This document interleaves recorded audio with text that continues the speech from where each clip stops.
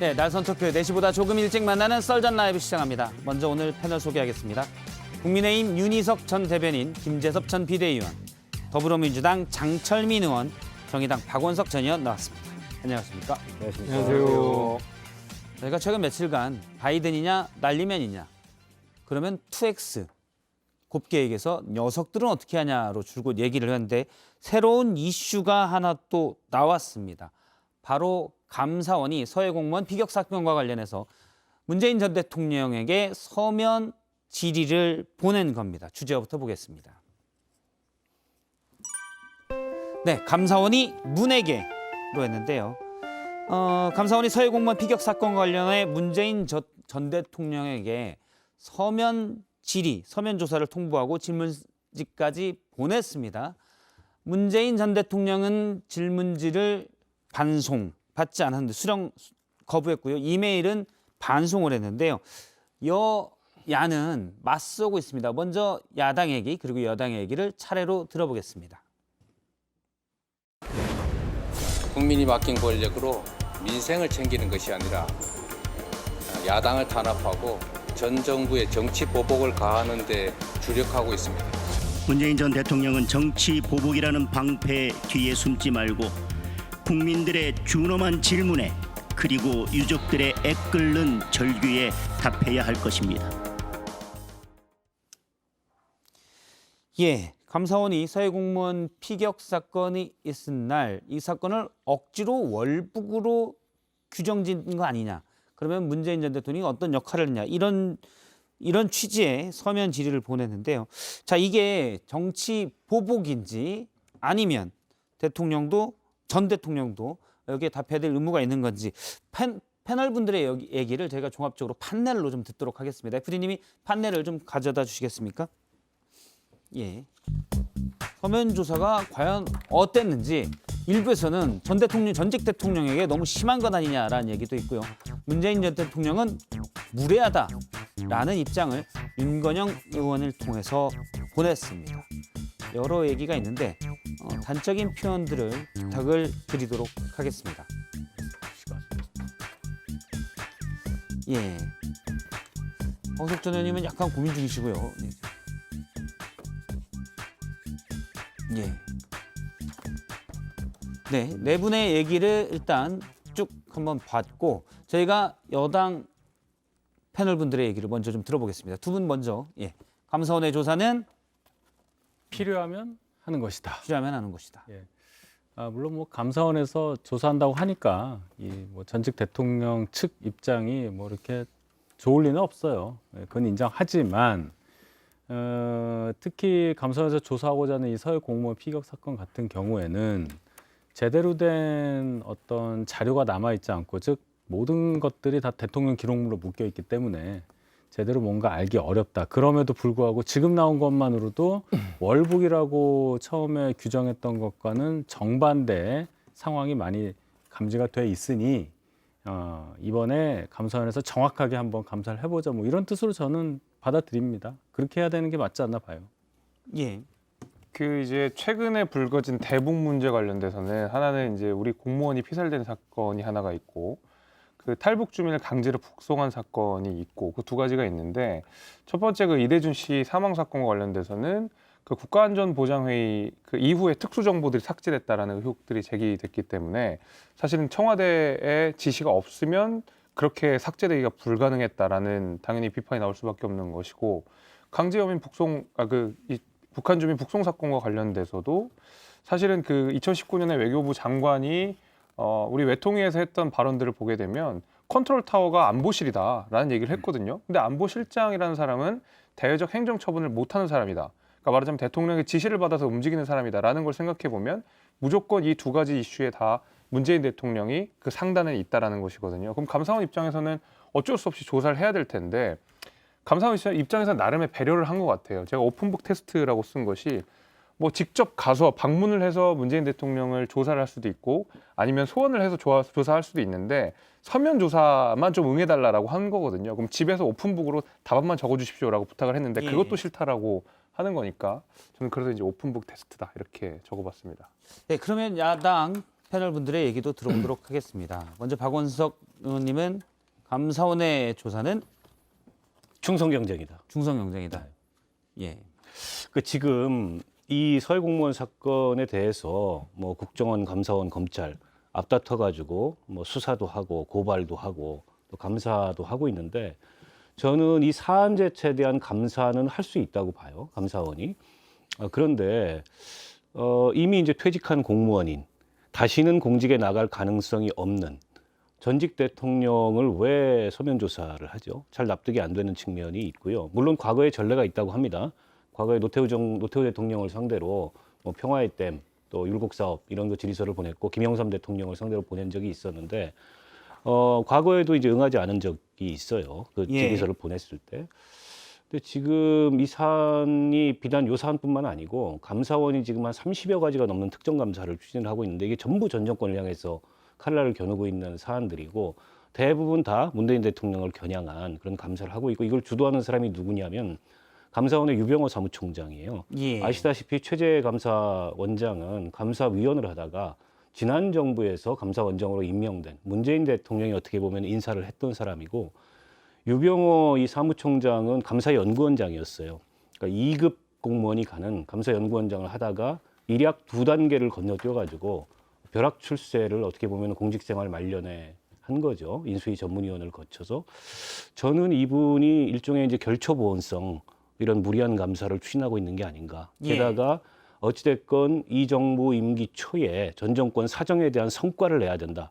이런 마음을 가지고서 앞다투어서 경쟁하듯이 지금 감사를 하는 게 아닌가 싶고 단적으로 말씀하시면 불필요한 것들을 그렇죠. 충생 경쟁 차원에서 하고 있다는 불필요한 말씀이시죠? 감사고 응할 리도 만무하고요 대통령이. 왜냐하면 서훈, 박지원 두 분에 대해서 출석을 하라 그랬어요. 감사원이. 출석 조사를 하겠다. 두 분 다 거부를 했는데 그 출석 요구서에 뭐라고 써 있냐면 감사원법에 따라서 처벌받을 수 있다. 예. 이렇게까지 적시를 했어요. 현직 검찰- 공무원이 아닌데. 검찰 수사를 받는 분들이 뭐하러 현직 공무원도 아닌데 거기에 나가겠습니까? 이 자체가 제가 보기에는 안 나오면 안 나오는 대로 안 나왔다. 감사를 회피하고 있다. 그리고 일설에 따르면은 그 대통령한테 서면 질의한 내용 자체가 과장급 정도가 답변할 내용이라는 거 아닙니까? 그 자체가 예. 망신주의죠. 그래서 제가 보기에는 이건 노골적인 정치 보복과 정치 개입이라고 보여요. 그러니까 이게 실제로 저희가 감사원 흔히 생각해 보면 뭐 예를 들면 회계 감사한다던가 기관 운영 감사한다던가 어떤 정책에 대한 실태 조사를 한다던가 이런 게 이제 보통 감사원의 기능이잖아요. 그러니까 요 사안에 대해서는 확실한 정치적인 목적을 가지고 이 과정 자체에서 정치적인 이득을 도모하고자 하는 정말로 노골적인 어떤 의도를 드러내면서 사실 이 일을 하고 있기 때문에 이 부분에 대해서는 뭐 말이야 뭐 정치보고가 아니다라는 식으로 이야기하지만 정말로 노골적인 방식과 목표를 가지고 하는 감사가 아닌가라는 생각이 들고 사실은 어떻게 보면 감사원이 정확하게 어떤 정치적인 의도와 결론을 가지고 사실 이 과정을 끌어가는 거잖아요. 이제 본인들이 그러다 보니까 그냥 마음대로 추정하는 것 같아요. 아, 예전에 문재인 정부는 일을 자기네들이 이렇게 어떤 정치적 목적을 가지고 해냈던 것처럼 뭔가 어떤 의도를 가지고 조작했을 거야 라고 의도를 가진 정말 노골화된 정치 공작을 하는 게 아닌가라는 생각이 예. 들어요. 일단 그러면 네 분의 의견을 쭉 들었는데요. 물론 여야의 의견은 갈렸습니다. 핵심은 그런 부분 같습니다. 그러니까 정진석 비대위원장의 말대로 누구라도 법 앞에 겸허해야 된다는 것도 맞는 말이고요. 그다음에 이재명 대표의 말대로 유신 공포 정치가 연상된다라는 것도 어느 정도 공감할 수 있는 부분인데 핵심은 앞서 윤희석 전 대변인이 얘기하신 것처럼 이게 필요한 일인가? 이 정도 건이 물론 사건 자체를 폄하하는 건 아닙니다만 아직 월북이냐 이런 부분도 또는 아직 규정이 안 된 겁니다. 국정원이 고발을 한 상황이고요. 규정이 안 된 상황인데 월북이라고 단정 지을 수 없다만 규정이 된 상황인데 전직 대통령에 대한 서면 조사가 필요한 일인가? 이 부분을 좀 압축해서 얘기를 나누겠습니다. 어떻게 보시는지 그리고 박원석 전 의원님은 앞서 얘기한 거는 충성 경쟁에 따른 결과라고 얘기를 하셨는데요. 예. 자, 그럼 감사원의 조사가 전직 대통령까지 미쳐야 되느냐의 여부는 예. 그 감사원에서 그 감사를 주도하는 분들이 답해야 될 일이라고 봐요. 그거는 알 수 없어요. 어디까지 감사를 하고 감사 실무를 제가 모르기 때문에. 그런데 이것을 정권 차원에서 예를 들어 뭐 문 전 대통령을 망신 주기 위한 거라든지 어떤 국면을 전환하기 위해서 뭔가 정치적으로 공세를 해서 덮으려고 한다. 현재 어려운 상황을.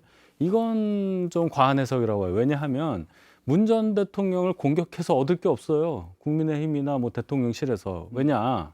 또 한 번 더 설명이 더 들어가면은 문 전 대통령이 지금 정치적으로서 영향력을 행사하는 상황이 아니고 민주당 내 상황도 뭐 죄송한 얘기지만 제가 판단할 때는 뭐 친문이라고 하는 분들의 활동이 그렇게 두드러지지도 않고 당이 완전히 친명계로 예. 장악됐다. 저는 뭐 이렇게 생각하거든요. 이 상황에서 굳이 뜬금없이 문 전 대통령을 왜 공격하지? 이유가 없어요. 그래서 연결을 지을 수는 있겠으나 잘 해석을 해보면 그런 의도는 절대 아니다라는 것을 저는 강조하고 싶은 뭐 그런 마음이에요. 글쎄요. 저는 뭐 정무적으로 문재인 전 대통령을 공격하는 건 어리석은 일이라고 생각해요. 근데 그럼에도 불구하고 저는 그렇게 하고 있다고 봅니다. 이게 감사원이라는 데가 대통령의 무슨 하명을 받고 움직이거나 노골적으로 그렇게 하기가 어려워요. 이심전심으로 일어나는 일이죠. 이게 헌법상 어쨌든 대통령 산하이긴 하지만 독립기관이기 때문에 특정 사안에 대한 감사 개시 같은 것도 대통령한테 보고 안 하고 결과도 보고 안 하는 게 원칙이거든요. 이번에도 그렇게 했을 거예요. 그러나 제가 앞서 말씀드렸잖아요. 감사원에 윤핵관이 있다. 그게 유병호 감사원 사무총장이다. 그건 사실은 그분이 어떻게 보면은 감사원의 핵심의 요직에서 굉장히 멀어졌었는데 예. 갑자기 이 정권 들어서면서 물론 그분의 주장은 월성 1호기 감사로 인해서 본인이 문재인 정권 때 정치보복을 당하고 약간 좌천성 인사를 당했다. 그에 대한 반작용인지 모르겠는데 이분이 지금 감사원도 인사권을 통해서 막 다 뒤집어놓은 상황이고 이런 식의 무리한 특정 감사를 여러 건을 동시에 지금 밀어붙이고 있거든요. 그런 점으로 미루어 봤을 때 여기에 정치적 의도가 담겨 있지 않다고 얘기하기는 곤란하고 다만 이거를 이번에 이제 미국 순방 이번에 유럽 미국 순방 결과가 안 좋으니까 그거를 잠깐 눈가림하기 위해서 이걸 동원했다고 보기에는 사실은 7월 달부터 시작된 감사이기 때문에 예. 그렇게 보기는 어렵고 뉴스를 뉴스로 덮는다고 보기에는 뭐 그렇죠. 문제가 있다는 왜냐하면 이게 말씀이신 거죠. 지금 시작했으면 모르겠는데 7월 달에 시작을 했어요. 그러나 전직 대통령에까지 이렇게 서면 조사를 무리하게 밀어붙이는 건 일종의 제가 아까 망신주기라고 표현했듯이 지금 상황에서 불필요한 일이었다. 얻을 게 없다 이걸 통해서. 근데 이게 뭐 정치적인 감사다 이런 걸 떠나서 저는 감사원 입장에서는 그래도 좀 배려를 했다라고 생각하는 게 이게 제가 오픈북 테스트라고 이야기한 것이 사실 감사원에서 직접 뭐 출장 가가지고 문재인 대통령을 조사하거나 아니면 문재인 대통령을 직접 모셔가지고 질의응답을 할 수가 있어요. 그런 경우에는 뭐 불가피하게 적대적인 질문들이 오고 갈 수밖에 없겠죠. 어떻게 된 겁니까? 그 경위를 설명해 주십시오. 그 문재인 대통령 입장에서 전직 대통령이 사실 그런 질문에 대답하는 게 굉장히 곤란하고 모양이 보기도 좋지 않죠. 국민들이 보시기에도 좋지 않고. 그래서 제가 오픈북 테스트라고 한 것은 서면 조사에 그냥 간단하게 응해 주시면은 사실 그냥 넘어갈 수 있는 일임에도 불구하고 굳이 이것을 정치보복이다 아니면 문정권에 대한 보복 수사다라고 정의를 해버리면 감사원이나 검찰이나 아무것도 할 수 있는 것이 없어요. 문재인 대통령도 다분히 감정적으로 대응하셨거든요. 굉장히 불쾌하다는 표현을 아주 대놓고 하셨던 걸로 제가 지금 보이는데 계속 오늘 그 내용들이 많이 나오더라고요. 2016년에 문재인 대통령께서 하셨던 말씀이 박근혜 전 대통령이 검찰 조사에 불응하자 아니 왜 전직 대통령이라고 검찰 조사에 불응하느냐 검찰을 무시하는 거냐라고 하면서 현직이었어요. 그렇죠. 그렇죠. 예. 그러면서 하셨던 말씀이 전직 대통령으로도 그 예우를 받을 생각하지 말고 피의자라는 표현을 분명히 쓰셨습니다. 그러니까 검찰 조사 잘 받으시라라는 이야기를 했거든요. 지금 검찰 조사도 아니에요. 그리고 서면 조사입니다. 적대적 예. 질문을 오고 갈 필요가 없는 서면 조사임에도 불구하고 이종적으로 감정적으로 대응하는 것은 제가 봐도 좀 뭔가 이상하다라는 느낌이 들 수밖에 없어요. 현 시점에서의 정치적인 이해관계가 있지 않다라고 얘기하셨는데 사실은 이거를 뭐 대통령실이 이 감사원의 이런 구체적인 조사 내용까지 시점까지 핸들링할 수 있다라고 보지는 않아요. 저희도. 근데 이제 처음에 감사원이 이 일을 시작한 그때 뭐 6월달 이럴 때 얘기가 되게 많이 나왔었잖아요. 실제로 대통령실이 이 서해 공무원 사건에 대해서 정치적으로 뭔가 이 이슈들을 키우고 이후에 이제 이 검찰과 감사원이 움직이는 이런 어떤 이 맥락이 있었었는데 정말로 그 예전에 박근혜 전 대통령이나 이런 것과는 완전히 상황이 다른 게 그때 같은 경우에는 실제로 국민적인 여론이라든지 아니면 구체적인 사실관계가 굉장히 많이 이 노출되고 하던 시기 아닙니까? 그런 것들이 이제 이 있어진 이후에 사정기관들이 이후에 예. 이제 이 수사나 감사나 조사 같은 것들을 해나가는 과정이었고, 이거는 대통령실이 정권 차원에서 정치보복성 기획을 하고 그것을 사정기관이 받아안는 맥락으로 가고 있기 때문에 우리가 너무나 노골적인 정치보복이라고 이야기를 하는 거고요. 그리고 실제로 생각해 보시면 그때 정치권에서도 당연히 이야기가 있었는데 지금 국민의힘도 사실 이거에 대해서 되게 조용해져 있거든요. 왜냐하면 그때 6월인가로 제가 기억하는데 그 국회 비공개 회의록 열람 한 해 만에 뭐 이런 얘기들이 예. 있었고, 제가 안 그래도 궁금해서 열람을 했나 안 했나도 확인해 봤어요. 8월에 열람을 하셨답니다. 국민의힘 위원장이시거든요. 지금 국방위원장이 하셔가지고 예. 국방위 위원들이 열람을 했는데 그 위에 아주 조용해졌어요. 음. 국민의힘 의원님들이.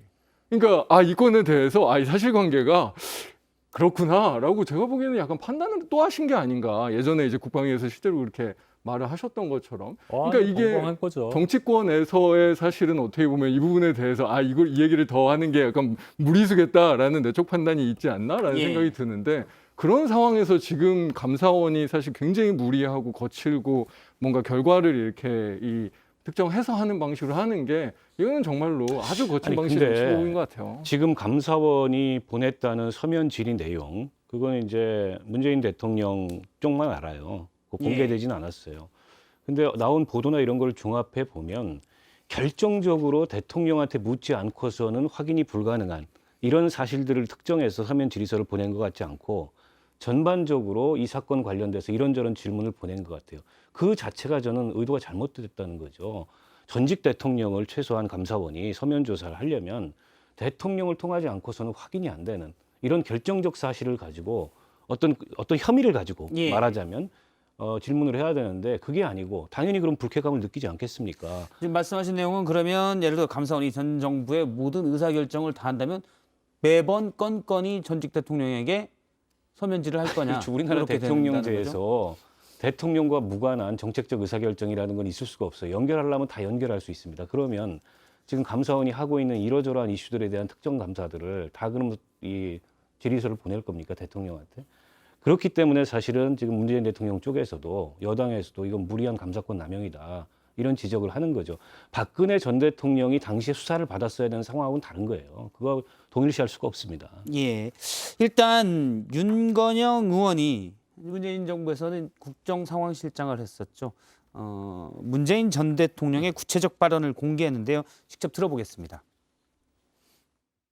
9월 30일 문재인 대통령께 감사원 서면 조사 관련한 보고를 드렸습니다. 대통령께서는 감사원의 서면 조사 요구가 대단히 무례한 짓이다라는 말씀을 하셨습니다. 예. 일단 문재인 전 대통령의 반응은 대단히 무리한 짓이다. 저게 무례한 짓인지 아니면 무례한 지시인지 예. 잘 들어봐야 될 것 오늘 같아요. 이제 음성 분석을 해서 나중에 말씀드리도록. 뭐 그 의도는 아닌데요. 이거 또 말렸네. 어쨌든 요즘은 뭐 다 분석을 해야 되기 때문에 저희가 섣불리 단정할 수가 없어요. 자막을 짓으로 하셨네요. 자막을. 예. 더 나가면 안 돼요. 예. 그래서 이거가 대단히 무리한 짓이달 수도 있겠네요. 듣고 보니까. JTBC가 그러더라고요. 자막을 저렇게 처리한 겁니까? 일단 자막 빼주세요. 자막 빼주세요. 아까 어디 누가 있는지. 그런 의문을 가지고 예. 있더라고. 하여튼 그런데 뭐 불쾌하실 수는 있는데 이게 참 여야가 바뀌면 또 똑같은 상황이 발생할 거예요. 이런 논란은. 예. 그래서 이거 굉장히 소모적이다. 물론 불쾌하실 수는 있는데 역으로 저는 이런 생각도 해봐요. 너무 쉽게 생각하는 거 아니야 말씀하실 수도 있지만, 문재인 정부에서 월북이라고 거의 규정을 지었던 사건이 완전히 지금 몇 달 만에 얼마 지나지 않아서 결론이 완전히 뒤집힌 거 아닙니까? 그렇다면 문재인 정부 측 분들 입장에서는 굉장히 당황스럽고 뭐 억울하기도 하고 그럴 거 아니에요. 이번 감사를 통해서 그렇지 않다는 걸 보여주는 기회로 삼을 수도 있는 거 아닌가, 저는 그런 생각이 들고. 그러니까 제가 오해할 수가 있어서 이 말씀을 드리면, 저는 당시에 월북 규정이 굉장히 성급했다고 생각하는 사람이에요. 그래서 그 맥락이 정말 뭔지, 진위가 뭔지 조사해볼 가치가 있다고 생각해요. 그래서 이 감사 자체가 부당하다고 생각하지 않습니다. 근데 그걸 확인하기 위해서 대통령한테 이렇게 질의서까지 보내는 거는 굉장히 무리한 정치적 행위를 하고 있는 거예요, 감사원이. 그 점을 지적하는 겁니다. 저도 거기에 대해서는 그 불쾌하실 수 있다는 말로 제가 대신하자면 제가 거기서 더 나갈 수는 없어요. 예. 그렇게 이해해 알겠습니다. 주세요. 일단 당시에 있었던 거를 잠깐 정리를 하면 서해 공무원 피격 사건이죠. 당시 해경에서는 실족했을 가능성은 극히 낮고 고 이대준 씨가 극단적인 선택을 했을 가능성도 극히 낮고 해류의 움직임이 그렇게 돼 있다. 의도적인 그냥 자연적인 방향은 아니다라고 했습니다. 그래서 월북 가능성에 무게를 댔었고요. 지난 6월에 해경은 월북을 단정할 수 없다라고 했습니다. 제가 왜 그냥 이걸 규정을 하냐면 현재 국정원이 고발을 해서 박지원 국정원장이 고발돼서 이제 검찰이 현재 수사 중인 조사 중인 사안입니다. 아직 규정은 안 됐다라는 점을 미리 말씀을 드리고요. 예. 그 이제 민주당과 그다음에 뭐 국정원 문재인 대통령까지 이 대북 문제와 관련돼서 일관되게 이야기하는 것은 이른바 이제 통치 행위론들을 많이 거론을 하시는 것 같아요. 당시 이제 그 상황 속에서 어쩔 수 없었다. 그리고 대통령 기록물로 지정이 돼버렸잖아요. 그럼 결국에는 국회 동의 3분의 1을 받거나 고등법원 판사의 뭐 압수수색 영장을 수색 영장을 받거나 하지 않는 이상 우리가 열람을 할 수가 없는 이 상황이 돼 있는 상황에서 제가 이제 그 생각도 갑자기 났어요. 과거에 이제 미국의 닉슨 대통령이 탄핵당했던 당시에 그 카세트 테이프를 특별검사가 열람을 못하게 했었거든요. 그 당시에도 통치행위를 주장하면서 했는데 결국에는 그럼에도 불구하고 검사가 수사를 진행을 했었고 결국에 그 결과는 탄핵까지 이어지는 그런 일들이 있지 않았습니까? 예. 사실 이번에 대통령 기록물로 지정이 됐어요. 사실 거기에 대해서는 우리 국민들도 알아야 될 필요가 있을 것 같고 이거에 대해 치열한 공방이 있었고 박원석 의원님 말씀하신 대로 석연치 않은 부분이 있다 그러면 알아야 될 것 같거든요.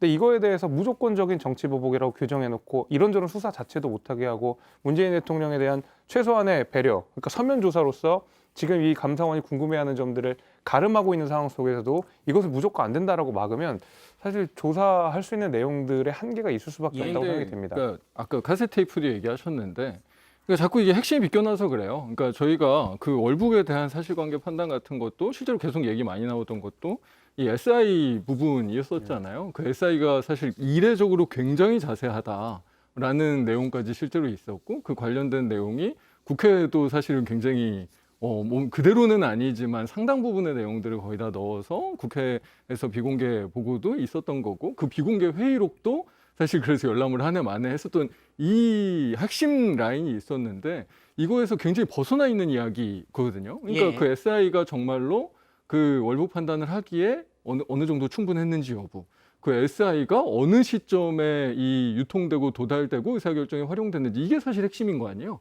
거기에서 사실은 문재인 대통령님의 역할보다는 사실 그 SI에 이 포커싱을 맞추는 게 훨씬 중요한 이야기거든요. 근데 그 내용이 증발해버린 거예요.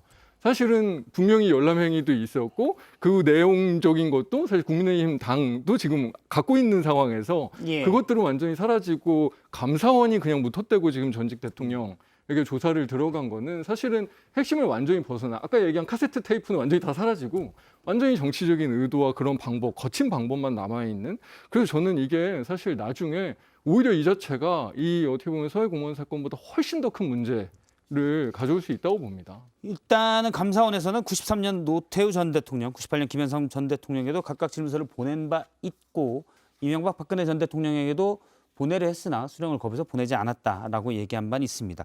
그러면 지금부터는 감사원의 문재인 전 대통령에 대한 이 건에 대한 문재인 전 대통령에 대한 서면 조사 또 조사하려는 것이 타당하냐라는 얘기를 해봤고요. 감사원에 대한 정치적 중립성에 대해서 일부분에서는 계속 문제를 삼고 있기 때문에 그 얘기를 해보도록 하겠습니다. 일단 대통령실은 감사원이 독립적인 헌법기관으로서 하는 일이다. 미리 보고받은 거 없고 전혀 몰랐다라는 입장입니다. 이것부터 간단히 얘기해볼까요? 몰랐을까요? 어때요? 지금까지 한 얘기가 그거잖아요. 그래요? 네. 이걸 글쎄요, 알 수 없다고 보고요. 뭐 더 나간 얘기도 할 수 있겠지만 그게 아니라고 두 분은 다 얘기하시는 예. 걸로 저는 이해를 했는데요. 그래서 알겠습니다. 이거는 감사원이 독자적으로 한 거다. 다만 제가 아까 모두에 말씀드렸지만은 대통령 기록물로 묶인 그 당시에 대통령실에 어떤 여러 가지 문서 같은 게 공개가 된다면 훨씬 진실에 다가가는 길이 빨리 오지 않을까 그런 생각은 해봐요. 일단 감사원은 이런 문제가 왜 나오냐면 물론 이 건은 아마 유병호 사무총장이 지휘를 주도할 것이다라고 방호석 의원이 말씀하셨는데 지난 7월 법사위에서 최재열 감사원장이 했던 말이 있습니다. 감사원은 대통령의 국정 운영을 지원하는 기관인가 아닌가라는 조정훈 의원의 질의에 국정 운영을 지원하는 기관이라고 생각한다 해서 당시 법사위원장인 김도부 의원까지 그 말이 사실이냐 감사원이 독립성을 있어야 되는데 지원한다고 뭐 이런 취지로 답변을 한 바가 있습니다. 그러니까 무슨 실시간으로 이 어떤 조치에 대해서 협의하고 상의해야 뭐 중립성이 없는 게 아니라 이 감사원의 감사의 방향이나 이런 기관 운영 전체가 실제로 이런 어떤 정치적인 목적에서 독립되어 있는가, 그런 중립성이 진짜 이 감사원의 중립성, 독립성이라는 거잖아요. 그러니까 그런 어떤 측면에서 지금 감사원의 중립성이 완전히 망가졌다라는 판단을 하고 있는 거죠. 예. 글쎄요. 감사원장이 이런 얘기했다고 그렇게까지 생각하시는 거는 좀 과해요. 요 분이 제가 볼 때는 이 정부라는 단어를 쓰면서 지원이라는 말을까지 연결하면서 아마 오해를 낳은 거라고 봐요. 그 뒤에 이제 그렇게 해명한 바 있습니다. 그날. 예. 그러니까 이 정부와 뭐라고 할까요? 국가 전체를 약간 혼동한 그런 예. 발언 때문에 현 정부라고 이제 들리잖아요. 그래서 지탄을 받은 건데 그렇게까지 생각할 또 다른 뚜렷한 증거가 없기 때문에 뭐 감사원의 중립성이 완전히 무너졌다 그렇게까지 보고 싶지는 않고, 아까 말씀하신 뭐 유병호 사무총장 그분 혼자의 의지로 이런 감사가 가능하겠느냐. 감사원 전체가 그래도 많은 훌륭하신 분들이 일을 하고 있는 곳인데 아무리 사무총장이 뭐 뒤에 뭐 윤핵관이라는 이런 꼬리표를 달고 있다 하더라도 독자적으로 이걸 할 수 있느냐, 거기에 대해서 저는 의문이 많이 남습니다. 예. 그래서 감사위원회에서 유병호 사무총장이 주도한 이 감사건이 부결돼서 감사에 착수하지 못한 사례들도 있어요. 보기에 너무 무리하니까. 예. 근데 전체적으로 지금 감사원 내부의 이런 강경한 분위기를 그분이 주도하고 있다는 거는 뭐 익히 알려진 사실이고, 어떻게 보면 최재 감사원장에 이어서 2인자긴 한데 이게 이제 뭐 국회나 이런 데서 보기에는 저분이 거의 2인자 이상의 역할을 하고 있다, 이렇게까지 보여질 만큼 무리하고 강경한 감사를 주도하고 있는 것만은 분명하고요. 저는 최재 감사원장의 저 발언은 사실 내놓고 얘기하면 저 탄핵감 발언입니다. 감사원이 어떻게 정부를 지원하는 조직일 수가 있어요. 근데 저분이 어떤 조급한 생각에서 저런 발언을 했는지는 모르겠는데 굉장히 부적절한 발언을 한 거고요. 이로 인해서 가뜩이나 이 정부 들어서 감사원이 너무한 거 아니냐, 이게 뭐 사정 전면에 나서는 거 아니냐, 이런 눈치를 받고 있는데 그런 의심을 더욱 짙게 만든 거죠, 저런 발언이. 저건 근데 예. 저 개인의 문제라기보다는 이제 구조적 취약점이 계속 있었던 것이고, 사실 민주당이 얼마 전에 그래서 뭐 감사원법 개정하겠다고 나섰던 것이 그 일일이 모든 감사 그 사항에 대해서 하나하나 국회 검토하겠다라는 거 아니겠습니까? 그래서 당시에 국민의힘도 많은 반대를 했었고, 그러니까 이게 감사원의 독립성이 취약하다는 문제는 뭐 하루 이틀 문제는 아니고, 그런 어떤 구조적 취약점이라는 면에서 봐야지, 저는 이 개인들이 이렇게 좌지우지할 만큼 감사원의 뭐 행방이 결정될 것은 아니라고 보고, 전 최재 원장의 말은 부적절했다고 생각해요. 뭐 예. 설령 독립적이지 않다 하더라도 이런 독립적이 않은 것을 너무 노골적으로 드러내는 것은 사실 전 부적절했다고 생각이 되는데, 뭐 이런 것은 헌법 개정이나 아니면 감사원법 개정으로서 우리가 독립성을 계속 지키는 방식으로 가야 되는 것이지, 이렇게 이 말 자체는 저는 좀 부적절했다고 이거 봅니다. 구조적인 취약성은 늘 있었던 건 맞아요. 근데 그 구조적인 취약성이 늘 이렇게 문제로 불거지지는 않습니다. 사실 지금 뭐 지금 관사원장 얘기를 하고 있지만 최재 원장이 패싱당하고 있다라는 이야기가 거의 정설처럼 사실 이야기가 될 만큼 지금 굉장히 자의적인 이 감사 행태를 보여주고 있는 게 사실 굉장히 많이 예. 뭐 국회든 아니면 국회 밖에서도 이야기들이 굉장히 많이 되고 있지 않습니까? 그러니까 그 구조적인 취약성이 늘 폭탄이긴 했지만 이렇게 계속 폭탄을 집어던지는 이런 감사원의 행태는 사실은 저는 그전에는 본 적은 없는 것 같습니다. 일단 저희가 지금까지 뭐 감사, 서해 공무원 피격 사건에 대한 감사는 일찍 시작을 해서 진행이 됐지만 문재인 전 대통령에게까지 질의를 보냈다, 이메일까지 보내고 이런 부분들에 초점을 맞춰서 얘기하고 있습니다. 그러면 사실 또 하나의 초점은 뭐냐면, 그러면 전직 대통령을 혹시 수사할 거냐, 이런 얘기도 있는데요. 일단 박범계 민주당 정치탄압 대책위원장의 얘기를 들어보겠습니다. 감사원이 서면조사 통보는 윤석열 정부 출범 이후 벌여왔던 그 모든 소란의 최종 종착지가 문재인 전 대통령임을 노골적으로 드러낸 것이다. 검찰의 칼날 휘두르며 정권을 잡은 윤석열 정부이기에 다시 검찰이 칼날에 기댈 수밖에 없다고 판단한 듯하다. 예, 어떻게 보십니까? 이 감사원이 이 건에 관해서 문재인 전 대통령에게 질의를 보내는데 혹시 나중에 그럼 검찰도 이 부분 지금 수사 중이거든요. 예, 고발이 된 사건이기 때문에 혹시 확대될까요? 어떻게 보시는지? 글쎄 뭐 그런 개연성을 배제하기 어렵죠. 지금 분위기로 봤을 때. 그리고 감사원이 저렇게까지 나온다는 거는 어떻게 보면 굉장히 강경한 분위기가 예. 한편으로 있다는 거지 않습니까?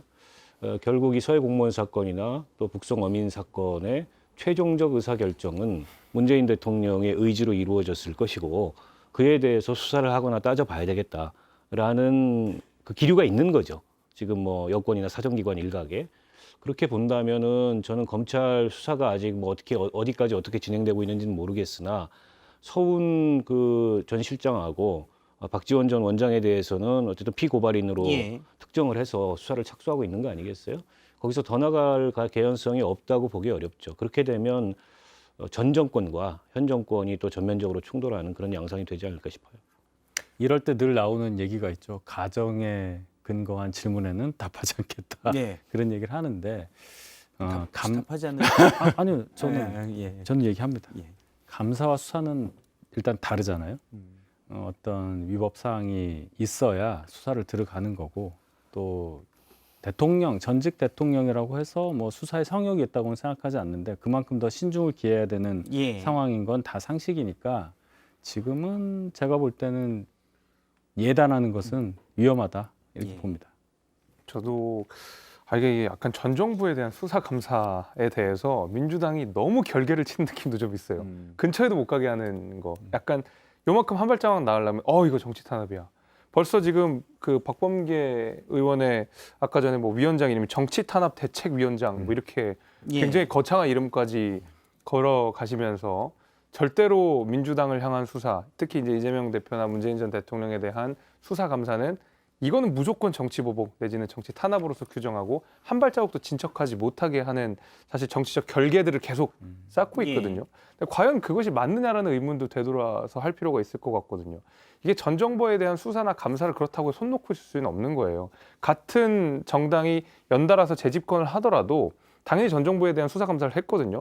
당연히 노무현 전 대통령이 계셨을 때 김대중 대통령 때 임기 중에 있었던 일들에 대해서 수사 감사하셨고요. 당연히 박근혜 전 대통령 계실 때 이명박 전 대통령 정부에 있었던 여러 가지 일들 수사 감사 다 했고요. 그것 때문에 또 당내 갈등도 불거지고 뭐 공천 파동도 일어나고 여러 가지 늘 있었던 역사였거든요. 근데 유독 이번에 윤석열 대통령이 검찰 출신이다. 이 프레임을 딱 잡아놓고서는 검찰공화국이라는 프레임을 딱 잡아놓고서는 문재인 정부와 이재명 대표에 대한 어떤 수사에 대해서도 가까이 가지 못하게 하는 이런 정치적인 방어책들을 너무 강경하게 밀어붙인다는 느낌도 지울 수 없습니다. 근데 진짜 저는 근데 이게 나라 자체가 망가지는 것 같은 이 위기의식을 많이 느끼는데요. 그러니까 이 권력기관들 특히나 사정기관들은 절제해야 됩니다. 굉장히 폭력적인 방식과 그 결론들을 만들어내기 때문에 사실 이게 절제하지 않고 이 민주주의 국가가 제대로 갈 가능성이 없어요. 근데 지금의 그게 검찰이 됐든 경찰이 됐든 이 감사원이 됐든 일종의 절제라는 게 완전히 사라졌거든요. 정말로 이 대통령에 대한 부분들도 그렇고 굉장히 거친 방식과 거친 목표를 가지고 달려가는 것처럼 누가 봐도 보입니다. 이 부분에서는 사실은 저는 그래서 사실 저희가 예단이라고 하셨지만 확신하는 거예요.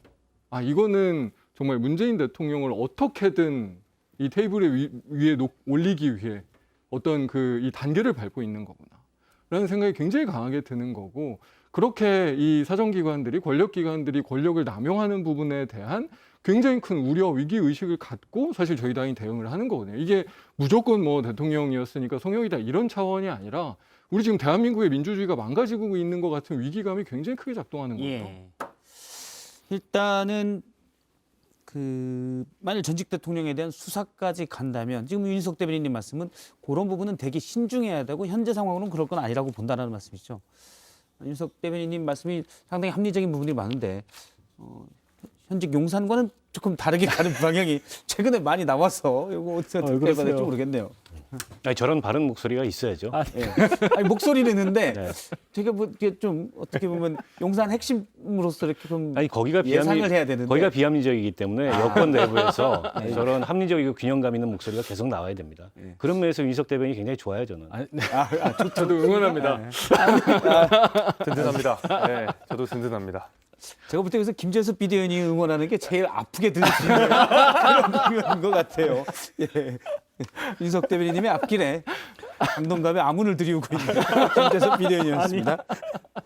알겠습니다. 이 부분 여기까지 얘기를 하고요. 저희가 유튜브로 댓글을 주시면 저희가 또 그거 좋은 글들 소개하고 영상품 2장씩 2명에게 또 선정해서 보내드립니다. 다음은 강지영 아나운서의 썰픽으로 다른 소식도 살펴보겠습니다. 썰픽입니다. 첫 번째 픽은요. 국군의 날에 중국 장갑차가 지난 1일 국군의 날 기념식에서 소개된 국군의 결의를 담은 영상입니다. 그런데 영상 속에 이 장갑차가 알고 보니 우리 군이 아니라 중국의 인민해방군 보병 전투차였습니다. 온라인에서 처음 이 같은 지적이 나오고 논란이 확산되자 국방부는 실수를 인정했는데요. 영상 제작 과정에서 잘못된 사진이 포함됐다며 유감을 표했습니다. 논란은 또 있습니다. 윤석열 대통령이 장병들의 격려를 받은 뒤 부대 열중시어를 하지 않은 채 연설한 것이 구설수에 올랐습니다. 민주당에선 통수권자로서 부족함을 메꾸기 위한 노력이 너무 부족하다라는 비판이 나왔습니다. 두 번째 픽입니다. 이제 BBC도 대응해야. 이준석 전 국민의힘 대표가 윤석열 대통령의 비속어 논란에 대한 당의 대응을 비꼬았습니다. 현지 시간으로 지난달 30일 영국 국영방송 BBC의 한 시사 코미디 프로그램에 윤 대통령의 해외 순방 발언이 소재로 등장했는데요. 이른바 이 녀석들 발언과 관련해 주요 언론이 각각 어떤 표현을 써서 보도했는지와 한국 국회를 향한 표현이었다는 당초 대통령실 해명을 전하면서 출연자 등을 웃게 했습니다. 이에 대해서 이 전 대표는 이제 당에서는 영락없이 MBC에 대응한 것 이상으로 BBC에 대응해야 할 텐데 뭘 할지 기대된다라고 했습니다. 공영방송은 국가의 입장을 그대로 보도해야 된다는 당 일부 인사의 논리에 따라 우리 정부를 조롱한 영국 공영방송 BBC가 영국 정부를 대변한 것이라면 외교 참사로 봐야 하냐고 했습니다. 시그널 홍보타임. 자, 오늘은 우리를 분노하게 하는 성범죄자와 관련된 시그널을 준비했습니다. 잠시 후 썰라토크 끝나고 뵙죠. 여러분이 픽한 오늘의 썰 무엇인가요? 네, 강정 아나운서가 소개한 썰픽 조금 더 얘기를 해보도록 하겠습니다. 이거 뭐 국군의 날 홍보 영상에 중국 장갑차를 넣은 거는 뭐 물론 실수다고는 하지만 단순한 실수고 바로잡긴 했는데 제가 근데 자꾸 이런 자잘한 실수들이 예. 연이어서 지금 끊이질 않잖아요. 어떻게 보면 지금 이 정부 들어와서 시스템이 제대로 작동하고 있는지에 대해서 예. 점검을 좀 해봐야 될 것 같아요. 대통령실부터. 대통령이 거수경례 받고 나서 열병식에서 예. 그 전군 열중시어를 안 하시는 바람에 그게 또 뉴스가 됐어요. 그게 과거에 보면 과거 대통령들이 했던 영상들이 다 나오더라고요. 비교하는 영상이 근데 있습니다. 박근혜 전 대통령은 징집 대상자가 아님에도 불구하고 박근혜 대통령마저도 전군 열중시어를 했어요. 그게 예. 대통령 행사는 윤희석 대변인도 잘 아시겠지만 시나리오가 아주 구체적으로 나오잖아요. 동선까지.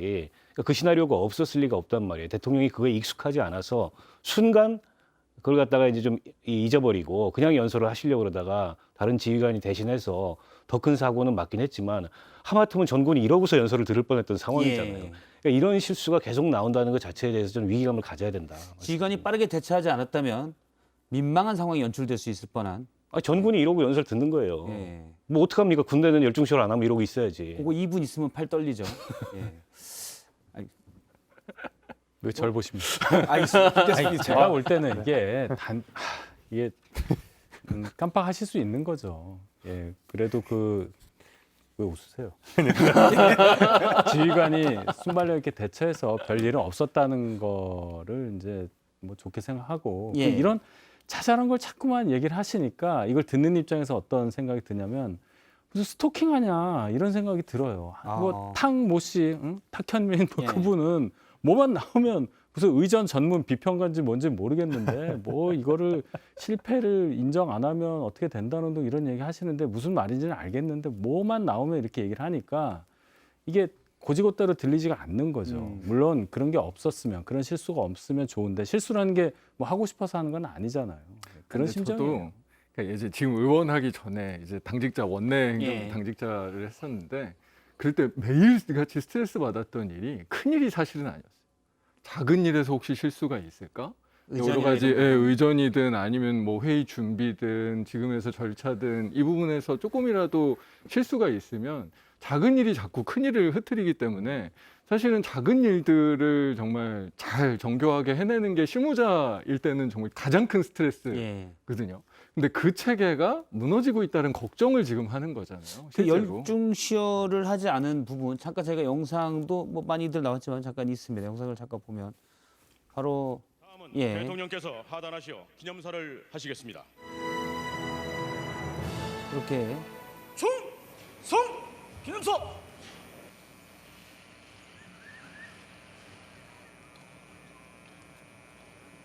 얼음. 열중시오.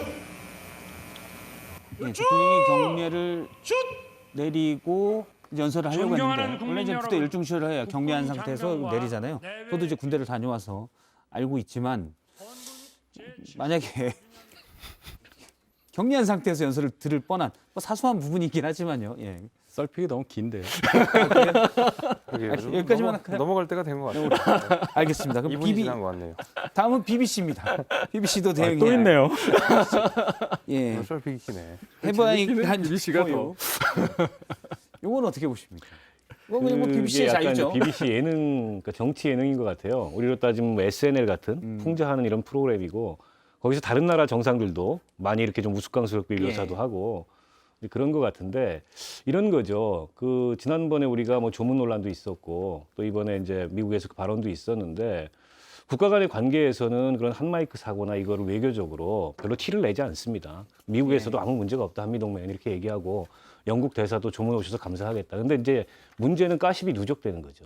특히 워싱턴이라는 데는 특히 워싱턴 국내 정치를 보면 그런 가십을 없는 것도 만들고 있는 걸 재생산하는 데 아주 최적화된 그런 곳인데 이게 이제 두고두고 우리 외교에 어떤 부담으로 작용할지 이제 그런 점들이 염려가 되고 뭐 이준석 대표가 이걸 페이스북에 올려가지고 이게 알려지게 됐는데 뭐 그렇다 그래서 우리가 BBC를 대응하고 이럴 문제는 아닌 것 같고요. 저 자체가 풍자 프로그램이기 때문에 그냥 저건 그런 선에서 이해하는데 대한민국 대통령에 대한 가십은 남았다라는 것들 여당에서 신경을 좀 써야 될 것 같아요. 예. 뭐 MBC에 대한 대응이 국민의힘의 대응이 뭐 별로 좋지 않았다라는 것을 이야기하고 싶은 거죠. 이준석 대표는. 네, 그래서 그 정도의 메시지로 그냥 이해하고 있습니다. 예. 그 정도입니다. 하여튼 이준석 대표 덕분에 봤어요. 저도 원래 모르고 아니, 재밌긴 하더라고요. 재밌더라고요. 예, 알겠습니다. 거기에서는 이제 BBC에서는 대통령실의 해명도 그러니까 미국 의회를 얘기한 게 아니다. 그 부분도 다뤘고요. 그래서 그럼 어디냐? 우리나라 국회다. 그 부분이 좀 더 빵 터지던데요. 더 빵 터지는 네. 장면이 좀 있긴 있었습니다. 예, 그러면 저희가 먼저 오늘 저희 월요일은 썰전 나이트 댓글도 영화 상품권을 드리거든요. 그래서 오늘 4장이 나갑니다. 썰전 나이트 2장, 썰전 라이브 2장. 오늘 댓글을 먼저 좀 말씀을 드리도록 하겠습니다. 감사원의 문재인 전 대통령에 대한 서면 조사 통보 관련해서 유저 ABCDEFG님은 현직 대통령도 반응이 없는데 왜 전직을 찾냐라는 의견도 주셨고요. 도도님, 국민이 보기에는 지금 행태는 지나치다라는 의견 주셨습니다. 다만 대신 이런 의견도 있습니다. 이영수님, 감사원은 독립기관입니다. 전 대통령이 잘못 있으면 조사해야죠. 라는 의견도 있습니다. 영화 티켓 관련해서 이주원님, 공부하는데 엄마한테 썰전 봐야 한다니까 뒤지게 맞았어요. 위로용으로 영화표 두세요. 별로 안 터져서 못 드리겠습니다. 죄송합니다, 이주원님. 내일 다시 도전하면. 데이버드 송님, 휴일도 없이 일하시는 패널분들, 박 기자님 그리고 가장 중요한 맹 작가님 이하 제작진분들 모두 감사합니다. 썰전 라이브 흥해라 라는 의견 주셨고요. 참고로 영화 못 본 지 1년이 다 돼갑니다 라는 의견도 주셨습니다. 드릴 필요가 있을 것 같은데요. 동정심이 생기네요. 네, 일단 특히 맹 작가님 얘기하신 게 그게 핵심입니다. 전략이 있어요. 전략적인 아픈 포인트가 있어요. 휴일인데 나왔다. 그리고 시청자분들께서 치트키를 알아내셨어요. 맹 작가 나왔습니다. 그래서 이분 데이비드 송님 영화표 2장 보내도록 하겠습니다. 예, 그리고 패널 관련해서 이영웅님께서 윤희성님 오늘 타방송 나오시는 것도 봤는데요. 오늘 공격력이 완전 초사이언급이세요. 라는 의견 주셨습니다. 혹시 타방송에서 공격력이 아니 뭐 그거는 이제 방송 성격이 다르니까 예. 썰전랑은 또 다르죠. 여기서 주로 수비 위주로 하시나요? 아니, 수비라기보다는 좀 부드럽게. 부드럽게. 네. 알겠습니다. 빨간머리애님, 박원성님 말씀 듣고 있으면 귀에 쏙 들어옵니다. 대통령실 비서실장 자리에 너무 잘 어울리시는 것 같아요. 비서실장 의견이 또 있습니다. 바보머스님도 비서실장으로 딱이다. 의견이 어떠십니까? 윤석열 대통령 비서실장입니다. 저는 참고로 예. 전 XX입니다. 알았어. 그럴 리가 만무합니다. 뭐 대통령 그분이 XX들하고 일하시겠습니까? 아니 제가 이제 여당 분들에게 듣기로는 지금 일하고 계세요. 여당이니까 그분들은. 예. 네. 예. 알겠습니다. 뭐 일단 거부하셨습니다. 예. 일단 박원석 의원님의 말씀을 많이 들었으니까 빨간매래님도 영화표 2장 드리도록 하겠습니다. 일단 저희가 오늘 한 2분 드리고요. 그 다음에 저희 썰전 나이트 댓글이 있습니다. 저희가 지금 30만에 육박해 있는데 그 부분 또 댓글을 드려야 되니까요. 저희 맹 작가가 많이 좀 일단 한 10개 정도 선별을 했는데요. 전홍재님, 썰전 나이트는 전 국민이 필히 시청해야 됩니다. 좌우 상관없이 여기 출연진들을 보고 배워서 훈훈하게 주거니 받거니 뭐 이런 의견 주셨고요.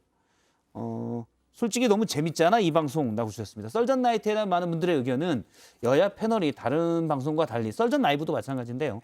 싸우지 않고 화기애애하게 서로의 의견을 조율하는 부분 이걸 높이 평가해 주시더라고요. 물론 지난 금요일 날 윤석 대변인님은 예외입니다. 지난 금요일에는 어디서 전화를 받으셨는지 세게 아니에요. 얘기를 하시더라고요. 그런 날도 있고. 그런 날도 있어야죠. 저희도 뭐 그날 윤석 대변인님이 잘 되길 바랍니다. 보고 있는데 오디오 너무 겹쳐서 불편했어요. 아 그렇군요. 도도님 오늘 다이어트 실패했어요. 너무 맛있게 드셔서 썰전 나이트보다 야식 질렸네요. 라는 의견 주셨습니다. 요거 조금 긴장해서 들으셔야 되는데요. 민민님 이 녀석들 썰만 잘 푸는 줄 알았는데 사과도 잘 깎네. 이 녀석들 나오면 이렇게 민민님 영화상품권 썰전 나이트로 영화상품권 받았습니다. 48초 안에 사과 껍질을 까는 미션이 있었거든요. 그 얘기입니다. 썰전 나이트. 근데 제가 사과를 잘 못 깎아가지고 제가 손이 좀 둔해가지고. 그래서 백기사를. 88초에 많은 일을 할 수 있는데 일단 윤석 대변인은 사과를 못. 저도 할 걸 그랬어요. 알겠습니다. 그리고 박원석 전원님 훈남이시네요 라는 의견도 주셨고요. 요거는 윤 대변인님한테 누가 개인적으로 보내신 것 같아요. DOG님 이대로 그러면 도개인데 어쨌든 윤 대변인님은 웃으실 때 인상이랑 무표정이실 때 인상이랑 너무 다르십니다. 많이 웃어주세요라고 의견 주셨습니다. 아 예, 그런 얘기 많이 들어요. 아 그래요? 네. 전 처음 들었는데. 많이 웃겠습니다. 알겠습니다. 그 다음에 러쉬님 JTBC 작가들 창조적입니다. 크죠? 크 주셨는데 XX 라지를 저희가 당시에 2X로 해석을 했는데 이걸 창조적이라고 의견을 주셨습니다. 이거는 사실 근데 제 아이디어였습니다. 제가 저희 작가가 박 부장 아이디어다라고 적어주셨습니다. 일단 한 분 더 주셔야 되는데 전홍재님 저희가 훈훈하게 방송한다 칭찬해 주신 전홍재님에게도 영화상품권 2장 보내드리도록 하겠습니다. 그래서 썰전 나이트는 전홍재님과 민민님에게 영화상품권 2장씩 보내드리겠습니다. 다음 주제도 보겠습니다. 네, 다음 주제는 홍의 침묵. 여기서 홍은 누군지 아시겠죠? 최근 윤석열 대통령의 해외 순방 발언과 관련해서 홍준표 대구시장이 페이스북에 올린 글이 있습니다. 뭐라고 했냐면 그러니까 몇몇 비속어 논란 뭐 이런 부분에 대해서 홍 시장은 인정하고 정면 돌파라고 조언했는데 대통령께서 다른 방향으로 정면 돌파하는 것을 보고 물론 그러니까 본인 생각과 다르지만 나는 침묵하는 게 옳다고 생각했다라고 얘기를 했습니다. 본인 생각대로 대통령실이 가진 않지만 그냥 침묵하자 그게 옳다라고 했는데 비교해서 유승민 전 의원을 염두에 둔 것 같습니다. 왜냐하면 유승민 전 의원이 지난 29일 날 대통령실이나 우리 당이나 국민을 개돼지로 취급하는 코미디 같은 일을 중단해야 한다. 좀 강하게 얘기를 했거든요. 그래서 홍준표 시장의 얘기는 유승민 전 의원과 좀 비교를 해서 나온 것 같은데 이건 보수의 입장에서 보겠습니다. 둘 다 보수에 가야 될 길에 대해서 얘기하신 분이니까 보수의 입장으로만 놓고 보면 어떤 분의 전략이 더 맞다고 보시는입니까? 이거는 진보에 계신 박원석 의원님께서. 글쎄요. 그러니까 두 분이 서 계시거나 지향하는 포지션이 완전히 다른 것 같아요. 이제 홍준표 지금 시장님은 현직 단체장이기도 하고 정치적 발언을 하는데 사실은 저 정도면 좀 과하신 거예요. 대구시에 좀 더 관심을 가지셔야지. 그런데다가 홍 시장님은 뭐 친윤이든 윤핵관이든 어쨌든 다 자기 편으로 끌어안고 정치적 내일을 도모하겠다 이런 입장인 반면에 유승민 전 의원은 확고하게 지금 민심 위반이 거대하게 일어나고 있는데 예. 이 윤핵관이나 이런 쪽과는 거리를 두고 이른바 비윤 반윤의 핵심이 돼서 이 이른바 합리적 보수로 당을 만약 당권 선거에 도전한다면 개혁하겠다. 혹은 자기는 그런 방향에서 정치적 미래를 도모하겠다. 완전히 다른 입장에 서 있기 때문에 서로 입장이 다를 수밖에 없고요. 어느 게 옳다 그르다 저는 판단하기 어렵다고 생각합니다. 근데 예. 적어도 저는 홍 시장님 말에 힘이 안 실리는 이유는 이게 보면은 뭐 침묵할 땐 침묵하고 뭐 돌파할 땐 돌파하고 이렇게 말씀하시는데 이것이 너무 사람에 따라서 선택적 침묵과 선택적 돌파가 되기 때문에 그래요. 그렇게 따지면 이준석 대표가 뭐 고생하고 있을 때 그때 또 침묵해 주셨을 될 텐데 그때 엄청나게 또 비판하시고 또 대통령에 관련돼서도 그렇고 그 전도 마찬가지잖아요. 홍준표 시장의 뭐 문제라면 문제라고 하는 것이 너무 그때그때 상황에 따라 달라지고 과거의 홍준표와 현재 홍준표가 끊임없이 대화하고 싸우는 국면들을 정치 역사 내내 보여주셨거든요. 예. 제가 그런 의미에서 이게 좀 맞다. 글쎄요, 예, 잘 안 맞다고 저 생각하고. 두 분에게만 여쭤보도록 하겠습니다. 양자택일을 해야 된다면 홍준표 시장 편입니까? 이 사안만 놓고 봤을 때 누구 사안만. 의견에 동의합니까? 저는 이 사안이 아니어도 유승민 편일 것 같은데요. 이 사안이 아니어도. 예. 유인석 대변인님 편하게 말씀하시라고. 예, 편하게 말씀 좀 드리죠. 예. 이게 이제 도봉갑과 강동갑의 차이. 일단 도봉갑은 유승민 편이다라고 얘기를 해주셨고. 아니 저는 뭐 누구 편들기보다는 이 홍준표 시장의 이런 입장은 당연한 거예요. 즉 이 유승민 전 대표하고 입장이 전혀 다른 게 국민의힘에서 이 두 분 다 이제 대선 가는 것밖에 없잖아요. 대선 후보 될 가능성을 보고 정치하는 분하고 예. 그걸 초월한 분하고 입장 차이인 거예요. 아 초월은 누가? 유승민 의원은 초월을 했다고 봐요, 저는. 아 그래요? 지금 이 구조, 이 당원 구성, 이 당원의 선출 방식 이걸로는 유승민 전 대표가 다음 대선에서 저희 당의 후보가 되기가 어려운 상황이라고 저는 봐요. 저도 사실 상당히 동의하는 게 아 그래요? 그러니까 보수 입장이라고 하지만 이 입장이 좀 다른 게 뭔가 대선 후보가 되기 위한 효율적인 전략이라고 따지면 홍준표 시장이 맞죠. 이게 바로 그겁니다. 예전에 완전히 홍카콜라에서 이제는 앞으로는 무조건 낄끼빠빠하겠다라고 아니, 제로 콜라가 사실은 됐죠. 이제 본인의 이 뭔가 이 태도를 확 바꾸겠다라는 선언을 한 건데 대선 후보가 되기에는 사실은 낄끼빠빠 하는 게 더 예. 맞죠. 전략적으로는 효율적이고 전략적인데. 보수라기보다는 본인 입장에서 맞다라는 아니야. 말씀이죠. 근데 보수를 제대로 정말로 보수를 어떻게 재건할 거냐, 보수의 아니, 새로운 그런- 어떤 방식을 만들 거냐 하면 그거 완전히 다른 아니, 이야기고. 조금 다른 얘기인데 잠시만요. 이제 저희가 네. 시간이 네. 유승민 앞서 대선을 초월했다고 했는데 유승민 의원이 전 의원이 최근에 올린 글은 저희 정치부의 방송을 페이스북에 올렸는데요. 그러면서 개혁 보수 지지라고 돼 있고요. 국민의힘 당대표 후보 지지율 그래픽 정치부회의에 나왔던 그래픽을 썼습니다.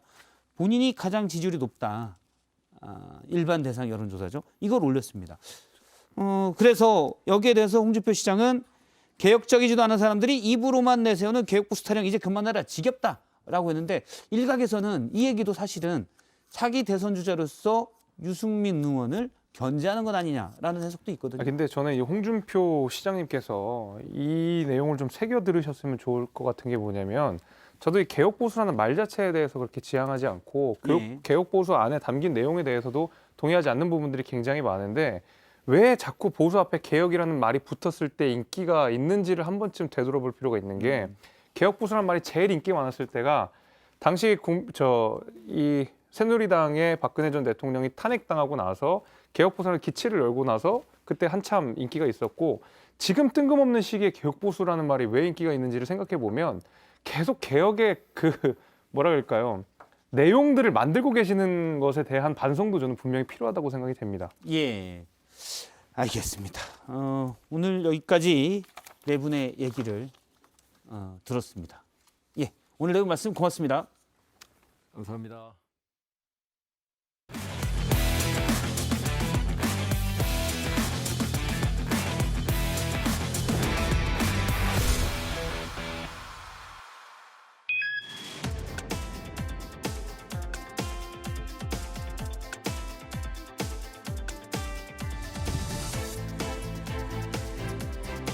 뉴스 속 시그널을 찾아 짚어봅니다. 강지혁의 시그널 시작합니다.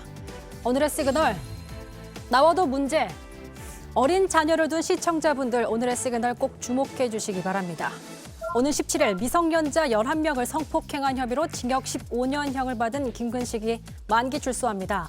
공개 수배 당시 39살 김근식의 모습입니다. 지난 2006년 인천과 경기 일대에서 미성년자를 잇따라 성폭행한 김 씨는 앞서 성폭력으로 5년을 복역했지만 출소 뒤 한 달도 안 돼 연쇄 성폭행을 저질렀습니다. 그리고 결국 다시 재판에 섰고 징역 15년형을 받은 거죠.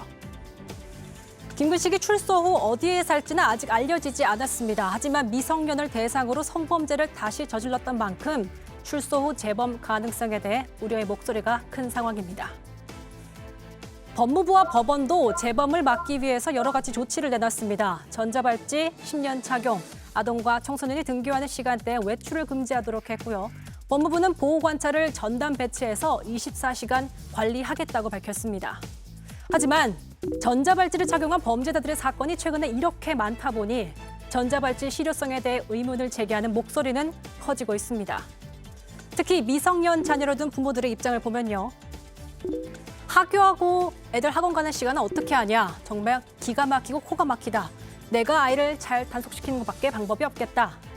과연 충분하냐. 이런 비판이 제기되고 있는 건데요.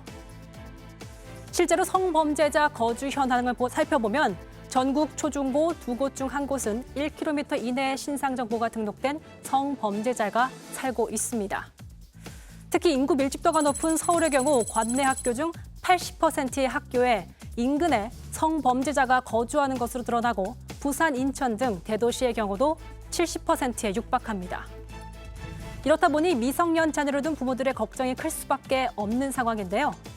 이제는 이미 많이 알려졌지만 혹시 모르시는 분들을 위해서 다시 한번 알려드리겠습니다. 내가 사는 지역 인근에 얼마나 많은 또 어떤 성범죄자가 사는지 알려주는 성범죄자 알림 2. 본인 인증을 하면 내가 사는 지역의 근처 성범죄자의 사진과 주소, 범죄 내용 등을 알 수가 있습니다. 해당 사이트에서 사진이나 정보를 캡처해서 타인에게 보내는 건 또 위법이라 꼭 직접 확인하셔야 합니다. 참고로 김근식의 신상 정보는 출소일 17일부터 해당 사이트에서 공개가 됩니다. 하지만 최근에 신상 공개 사진의 실효성에 대한 문제도 제기되고 있습니다. 신당형 스토킹 살인 사건 피의자로 신상이 공개된 전주환의 경우를 보겠습니다. 왼편은 신상 공개용이고 오른쪽은 실제 검찰에 송치될 당시의 모습입니다. 왼편의 모습을 보고 오른쪽 인물을 식별하기는 쉽지 않습니다. 우리나라는 피의자가 동의하지 않는 경우 머그샷을 찍을 수 없습니다. 우리나라 법에 피의자 인권을 고려해서 피의자가 거부하면 강제할 법안이 현재 없기 때문에 신분증 사진을 대신 공개하다 보니 검찰로 송치될 때 마스크 등으로 얼굴을 가리거나 과거의 모습이 신상정보 공개 사진으로 사용될 경우 피의자의 현재 모습을 확인하기가 어렵기 때문에 신상 공개라는 제도의 실효성이 퇴색하고 있다. 이런 지적이 나오고 있는 상황인 거죠. 2주 뒤에 징역 15년 만기 출소하는 김근식의 경우에도 39살 수배 당시 사진만으로 알아보기 쉽지 않습니다. 직접 성범죄자 알림이 사이트에 들어가 찾아보는 수고를 하지 않는다면 더욱 어렵겠죠. 앞서 제기된 여러 가지 문제점에 대해서 전문가는 이렇게 얘기합니다. 전자발찌를 차고 1:1 감독을 해도 결국 이 사람의 재범의 위험성이 완전히 사그라들지 않기 때문에 국민들은 지금 걱정하고 분노하고 있는 거죠. 적극적으로 그 사람이 현기 살고 난 다음에 위험한 사람은 일정 시설에서 조금 더 치료를 받게 하고 재범의 위험성이 굉장히 옅어졌을 때 전자부착 명령에 기대서 세상 밖으로 나와야지 범죄를 안 저지를 거 아니에요. 최근 한동훈 법무부 장관도 성범죄자로부터 아동을 보호하겠다는 강한 의지를 밝혔습니다. 우리 사회가 반드시 보호해야 할 최약자인 아동을 흉악범죄자로부터 강력히 보호하겠다는 취지입니다. 저는 적어도 소아기호증이 명백하고 치료가 안 돼 아동 성범죄자가 사회를 활보해서는 안 된다고 생각합니다. 치료감호나 보호수용제 같은 법안은 이중처벌이나 인권침해 논란도 있지만 적어도 재범의 우려가 높은 범죄자에 한해서 엄격한 기준을 적용해서 추진할 필요가 있다는 목소리에 무게가 실리고 있습니다. 아동 성범죄자 관련 뉴스가 나오고 전문가들이 재범의 가능성에 대해서 경고하는 모습을 접하는 학부모들의 마음은 불안해져 갑니다. 역대 사건들이 터질 때마다 그랬습니다. 범죄자를 직접 찾아 검색해야 하고 혹 피해를 당할까 두려워 아이의 외출을 자제시켜야 하는 아이러니한 상황. 변화의 시그널, 이제는 기대해도 되지 않을까요? 강지영의 시그널이었습니다. 네, 오늘 썰들 라이브 여기까지입니다. 계속해서 정치부 회의가 이어지고요. 저희는 내일 다시 찾아뵙겠습니다. 시청해주신 여러분 고맙습니다. 앞길을 가로막을 때 날 봐.